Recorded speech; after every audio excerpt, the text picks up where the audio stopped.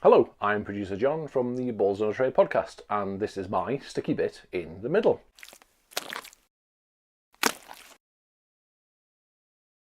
I finished! Well, I finished God of War. I say I finished it. I finished all the bits that I'm going to do. Some of the side missions, frankly, I can't be bothered with, and the Valkyries it's just too hard. It's too much like work to do those, so I'm not doing that. So basically, I finished with it. Got through all the story bit. I thought I'd finished, then I hadn't finished, and now I have finished properly. So that was all good. And yes, I like it. It's good. You should play it. I've talked enough about it. We've talked about it a lot on the podcast. Last podcast was interesting. The kind of peak had sort of waved off a little bit, and we were questioning one or two things. So it may be worth a listen if you haven't listened to it and you're thinking about God of War, or you have got God of War and you loved it, or you hated it, or whatever. Maybe worth a listen. But finished it anyway, so I'm kind of moving on, looking for something new. I actually got Tyre Spinner's Mud Runner, primarily off the back of Simon's recommendation, and also because Tony said he hated it. So, that's kind of fun. So I'll probably be doing a little bit of that and a little bit of Mass Effect 2 and maybe some Forza, just while I'm waiting for Tomb Raider to arrive.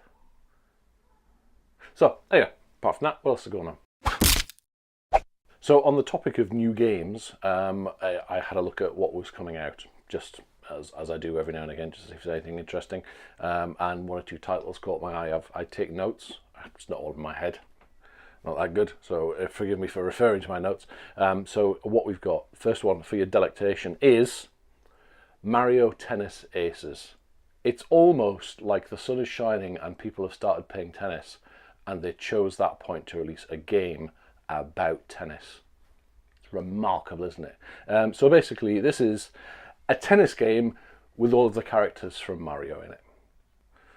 It's a reach, isn't it? Next, there's WarHammer 40,000 Inquisitor Martyr. It's a hell of a title. When you see it all written out, it's about that long. So WarHammer 40,000 Inquisitor Martyr, which is a Diablo-style isometric shooter thing. You stand in the middle and there's lots of things coming at the sides, and you just got to spin around and shoot them all, and lots of explosions and stuff like that. Pretty much exactly the same as every other game like that. But if you like that sort of thing, maybe pretty good. Apparently there's cover. Who knew that was the thing in the shooters? And if you're into Warhammer 40k, it's probably going to float your boat. There's lots of stuff like that. Me, not so much. See, I remember when Games Workshop was about games and not just Warhammer. Finally, in this bit, there is Vampyr with a Y at the end. That looks about right. With a Y at the end, Vampyr, which is set 1918. Turn of the 20th century, and you play a doctor who's also a vampire. So you've got that dichotomy. You see, you've got the save a life or rip the throat out with your teeth. It's the age-old fight that we all have.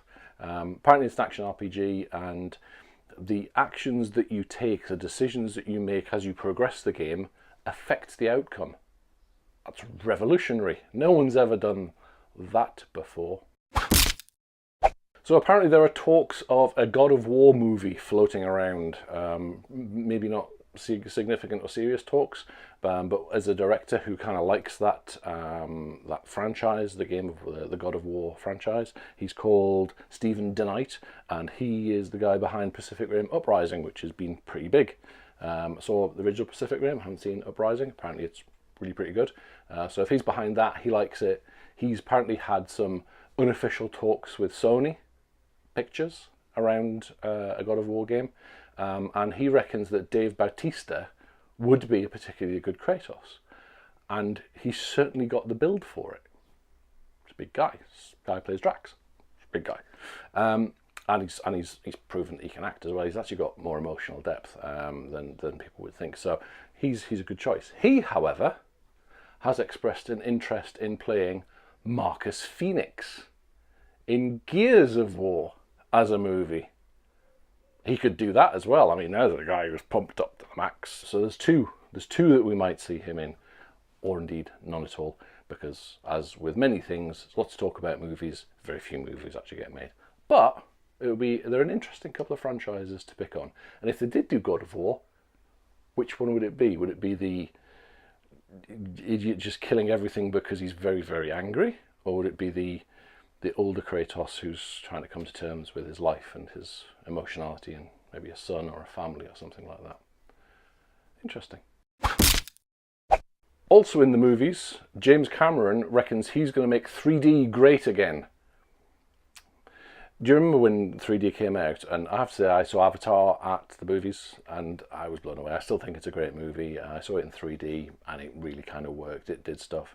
But then 3D has kind of, well, people have just lost interest in it for the most part. They're still showing it and people still go, but for the most part, it's too dark because of the filtering on the lenses, and a lot of it's done post-production rather than using stereoscopic cameras, so it's not really proper 3D, and it sometimes feels like it's like crowbarred in it just so you could have some 3D stuff come out the screen. It's not really being about the story. However, he reckons that Avatar 2, 3, 4 and 5, he's got 4 movies planned up, are going to make 3D look sumptuous. His words, look sumptuous. And apparently he's working with Dolby Cinema to sort out the darkness problem on the screen. Apparently it's all something to do with foot Lamberts. It's a real thing. Look it up. Finally, before I go off and spend half or 3/4 of an hour driving a massive diesel truck 100 yards through a forest, because it's fun, I thought I'd bring you a couple of, some little piece of news which I spotted about Microsoft's latest venture into submerged data centers. Now, a few years ago, 2015 I think it was, they put a rack in a big, not big, reasonably sized steel cylinder and dropped it down somewhere under the Pacific. They haven't said exactly where, but they dropped it under the Pacific for a few months to see what would happen. It's basically experimentation. So the next version of this, and the project is called Project Natick. I have no idea what that means. Project Natick Phase 2 is a big metal cylinder which has got 12 server racks in it, 864 servers. See, I remembered that, didn't even have to look it up. And that's going to be dropped down. There's a big cable which connects it for power and to take data from it, just off the Orkney Islands, whether you're using renewable energy to generate the power to run this data center. The cooling is all done by the water, so there's no active cooling. And it's going to be down there for 5 years. This is truly lights off stuff. They're not going to be able to service anything. If it breaks, it's just going to break. So they're going to see what's going to happen running this thing for 5 years. The idea being that this big cylinder will become a pod, which they will hopefully, or the plan is, use to build modular data centers under the water.